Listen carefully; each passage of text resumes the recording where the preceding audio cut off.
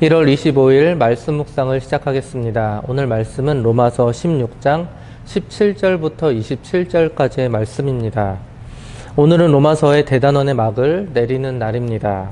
바울은 어제 본문을 통해서 알 수 있듯이 로마 교회의 성도들에게 일일이 문안하였습니다. 그리고 마지막 당부의 메시지를 남깁니다. 어쩌면 이 메시지는 바울이 로마 교회 성도들에게 꼭 하고 싶은 말이었을 것입니다. 그 메시지의 핵심 내용은 결론부터 말씀드리면 바로 이 거짓 무리들에 대한 경계였으며 그리스도의 은혜만을 붙들라는 것이었습니다. 말씀을 자세히 살펴보도록 하겠습니다. 17절입니다. 형제들아, 내가 너희를 권하노니 너희가 배운 교훈을 거슬러 분쟁을 일으키거나 거치게 하는 자들을 살피고 그들에게서 떠나라. 너희가 배운 교훈. 로마서는 성경 66권 중에서 복음이 무엇인지, 진리가 무엇인지를 가장 잘 설명해 주는 성경입니다. 바울은 지금까지 계속해서 그 복음이 무엇인지 로마 교회 성도들에게 잘 설명해 주었습니다. 그러고 나서 맨 마지막에 이 교훈을 통해서 거짓 복음을 전파하는 자들을 살피라고 말해주고 있는 것입니다. 성도 여러분, 혹시 진품 감별사라고 아십니까? 어떤 물건에 대해서 이것이 진품인지 모조품인지를 구별해주는 사람입니다. 이들은 모조품을 식별하기 위해서 어떤 노력을 할까요? 그 방법은 매우 간단합니다. 평생의 시간을 진품과 함께 하는 것입니다. 진품을 계속해서 접하다 보면 모조품을 대했을 때 가죽의 질감이라든지 또는 프린트된 무늬의 선명도 등 이 미묘한 차이점 또는 전체적인 이 외관상의 느낌 또는 바느질 솜씨 등을 통해서 너무나도 쉽게 이것이 가짜인지 진짜인지를 판단해 준다고 합니다. 심지어는 어떤 것도 판단해 주냐면 여러분 지퍼라이터 있죠? 팅 하고 열었을 때 그 소리를 통해서 이것이 진짜인지 거짓인지 또는 지퍼를 닫았을 때 이것이 진짜인지 가짜인지 그들은 이 소리를 통해서도 알 수 있다라고 합니다. 또는 이 똑딱이 단추 있죠? 똑딱이 단추를 눌렀을 때 그 소리 또는 뗐을 때 그 소리를 통해서도 이것이 진짜인지 가짜인지 알 수 있다고 합니다. 바울은 먼저 그 진짜 복음이 무엇인지를 로마 교회 성도들에게 가르쳐 준 것이죠. 그리고 나서 이 복음을 통해서 가짜 복음이 무엇인지를 분별하도록 한 것입니다. 사랑하는 성도 여러분, 우리도 마찬가지입니다. 수천 년 전이나 지금이나 똑같습니다. 여전히 거짓 복음은 오늘을 살고 있는 우리들을 넘어지게 합니다. 이때 우리가 해야 할 일은 오직 말씀과 친숙해지는 것입니다. 진짜 복음에만 귀를 기울이는 것입니다. 괜히 궁금한 나머지 이단이 어떤 말씀을 주장하는지 무엇이 다른지 연구할 필요도 없다라는 것이죠. 이 분야는 말씀의 베테랑이 되어서 정말 말씀만을 수십 년간 연구한 그분들이 해야 할 일이지 우리들은 오직 그냥 말씀에만 집중하면 된다라는 것입니다. 그냥 진짜 복음에만 집중하면 된다라는 것이죠. 바로 여기서 분별력이 키워진다라는 것입니다. 18절입니다. 이 같은 자들은 우리 주 그리스도를 섬기지 아니하고 다만 자기들의 배만 섬기나니 교활한 말과 아첨하는 말로 순진한 자들의 마음을 미혹하느니라. 18절 앞에는 왜냐하면 이라는 단어가 생략되어 있습니다. 즉 앞서 17절에서 말했던 것과 같이 이 거치게 하는 자들을 살피고 그들에게서 떠나야 하는 이유가 무엇인지를 말해주고 있죠. 그들을 떠나야 하는 이유는 왜냐하면 첫 번째, 그들은 그리스도를 섬기지 않는 자들이기 때문입니다. 두 번째, 왜냐하면 그들은 자기들의 배만 채우는 자들이기 때문입니다. 세 번째, 왜냐하면 그들은 교활한 말과 아첨하는 말로 순진한 자들의 마음을 미혹하는 자들이기 때문입니다. 그래서 우리는 그들을 살피고 그들에게서 떠나야 합니다. 사실 바울은 로마 교회가 높은 평판에 걸맞게 거짓 선생들의 이 거짓된 괴휴를 올바르게 분별하고 분명하게 깨달을 수 있다고 확신하고 있었습니다. 달리는 말에 채찍을 가한다고 할까요? 바울은 잘 달리고 있었던 이 로마 교회 성도들에게 채찍을 가하고 있었던 것이죠. 19절에 보시면 바울은 이들을 칭찬하고 있었습니다. 너희의 순종함이 모든 사람에게 들리는지라. 그러므로 내가 너희로 말미암아 기뻐하노니 너희가 선한 데 지혜롭고 악한 데 미련하기를 원하노라. 너희의 순종함이, 여기서의 순종함이라는 단어에는 특별한 의미가 담겨 있는데요. 즉 로마 교회 성도들이 그 받은 교훈에 서서 그의 행하는 믿음을 갖고 있다라는 뜻입니다. 이미 로마 교회에 닥쳤던 이 거짓 복음의 위협에 대하여 이들이 극복했다라는 것이죠. 그들이 가진 이 믿음에 굳게 서서 요동치 않고 그리스도의 이 기쁘신 뜻에 따라서 신앙 생활을 이미 하고 있다라는 것을 뜻합니다. 너희가 선한 데 지혜롭고 악한 데 미련하기를 원하노라. 여기서 지혜롭다와 미련하다라는 말이 대치되고 선과 악이 대치됩니다. 지혜롭다는 이 말은 단순히 지능적으로 지혜로움을 말하는 것이 아니라 영적인 민감함과 재치를 뜻합니다. 그리고 이 미련하다라는 말은 악과 섞이지 않은, 물들지 않은의 의미를 담고 있습니다. 한마디로 선한 데에는 더욱더 가까이 하고 악에는 근처에도 가지 말라라는 뜻이죠. 20절입니다. 평강의 하나님께서 속히 사탄을 너희 발 아래에서 상하게 하시리라. 우리 주 예수의 은혜가 너희에게 있을지어다. 평강의 하나님께서 속히 사탄을, 여러분, 우리는 우리의 능력으로 절대로 사탄과 맞설 수 없습니다. 100번 싸우면 100번 모두 집니다. 그러나 하나님의 능력을 의지하면 100번 싸우면 우리는 100번을 모두 승리할 수 있습니다. 그 하나님께 우리는 모든 것을 맡겨야 합니다. 그런데 그 하나님을 바울은 오늘 본문에서 평강의 하나님이라고 소개합니다. 평강이라는 말은 제가 계속해서 말씀드렸듯이 하나님과 인간 사이의 이 관계 회복을 상징하는 단어입니다. 이 관계의 회복은 오직 예수 그리스도의 십자가만을 통해 가능하다라는 것이죠.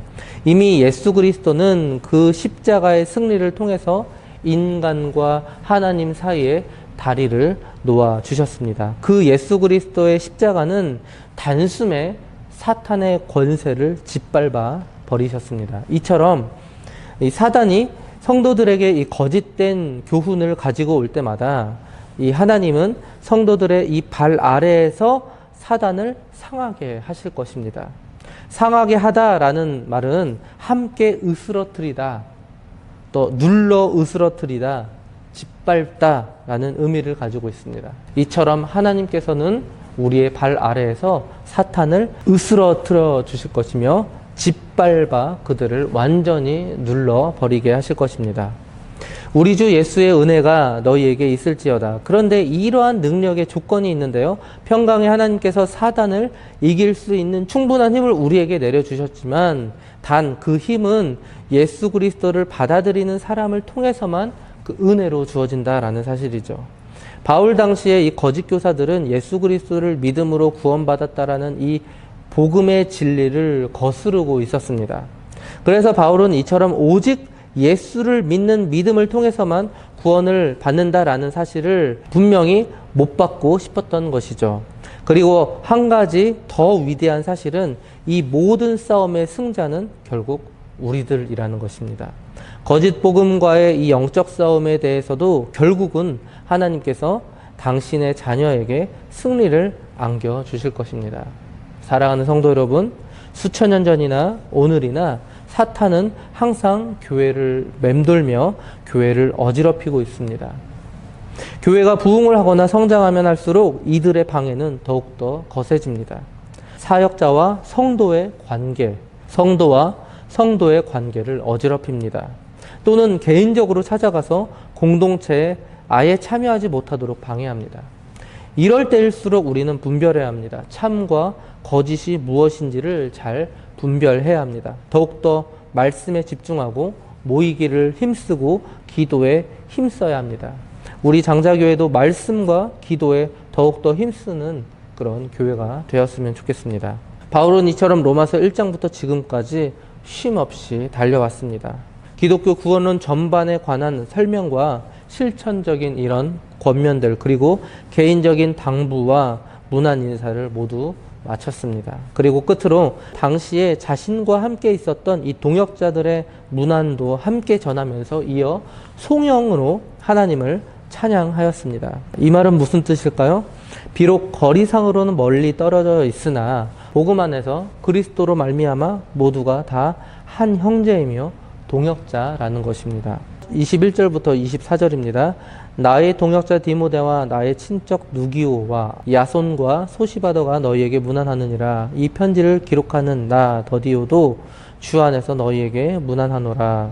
나와 온 교회를 돌보아주는 가이오도 너희에게 문안하고 이 성의 재무관 아라스도와 형제 구아도도 너희에게 문안하느니라. 바울은 이 동역자들 한 명 한 명을 빠짐없이 소개하고 있습니다. 이름을 이곳에 기록하였습니다. 여기서 우리가 놓치지 말아야 할 메시지는 무엇일까요?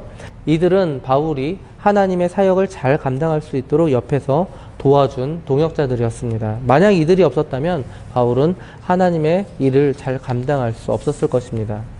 누구보다도 이 사실을 알았기에 바울은 이들을 소중히 여기며 또한 이들에게 항상 감사하고 있었던 것이죠. 사랑하는 성도 여러분, 하나님께서도 지금 우리에게 소중한 동역자를 붙여주셨습니다. 가장 가까이에 있는 가족이 바로 그 동역자입니다. 그리고 교회 공동체가 바로 우리의 동역자입니다. 우리는 이 동역자들을 내 몸과 같이 소중히 여겨야 할 것입니다. 이들이 있었기에 우리는 각자 주어진 위치에서 하나님의 사역을 잘 감당할 수 있었습니다. 이 사실을 알고 우리는 바울처럼 하나님께 영광을 돌리며 감사해야 할 것입니다.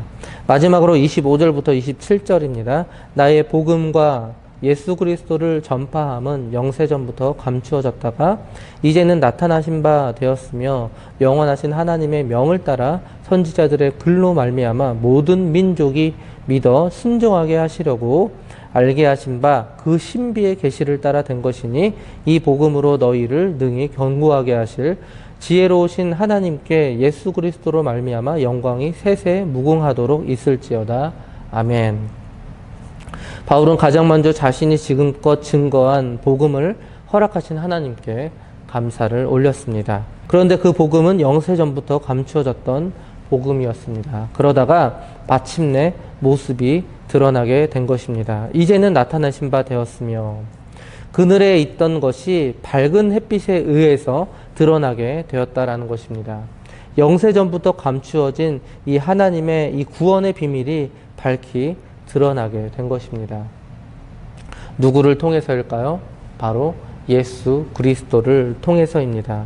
예수 그리스도의 오심으로 명백하게 드러나게 된 것입니다. 이처럼 바울은 조건 없는 은혜로서 구속 계획을 세우시고 그것을 한치의 빈틈도 없이 실행하신 이런 하나님의 성실하심과 그 깊은 지혜를 찬양하지 않을 수 없었던 것이죠. 우리도 마찬가지입니다. 이러한 구속의 은혜를 기억하고 항상 감사하며 항상 찬양을 올려드리는 삶을 살아야 할 것입니다. 말씀을 마무리하겠습니다. 사단은 오늘도 교회를 어지럽히고 있습니다. 어떻게 하면 무너뜨릴 수 있을까? 그 빈틈을 노리고 있습니다. 사역자들을 힘들게 하고 성도 개개인을 힘들게 합니다. 그래서 많은 교회들이 성장하다가 계속해서 잘 성장하다가 한순간에 무너지는 그런 모습들을 지금도 우리는 보고 있습니다. 그런데 문제는 그 다음이죠. 할 수 없다고 좌절하며 낭망하느냐, 아니면 우리 발 아래에서 사탄을 상하게 하실 그 평강의 하나님을 믿고 다시 일어서느냐입니다. 사랑하는 성도 여러분, 사탄의 전략은 항상 동일합니다. 그런데 그 수를 알고 있지만 그 힘이 너무나도 강력하기 때문에, 너무나도 세기 때문에 우리는 홀로 맞설 수 없고 계속해서 넘어질 수밖에 없다라는 것입니다. 이제는 그 수를 아는 것에서 한 단계 더 나아가야 합니다. 그리고 전적으로 하나님을 신뢰하고 의지해야 합니다. 그리스도의 은혜를 힘입어 나아가야 합니다. 하나님께서 우리에게 허락하신 동역자들과 더불어 손잡고 나아가야 합니다. 하나님께서는 반드시 우리에게 최종적인 승리를 안겨주실 것입니다. 그리고 그날에 우리는 오늘 바울처럼 큰 소리로 소리 높여서 영광을 올려드릴 것입니다. 동역자들과 한 목소리로 영광을 올려드릴 그날을 바라보며 오늘도 다시 일어서서 승리의 길로 전진하는 저와 장사 가족들 되시기 바랍니다.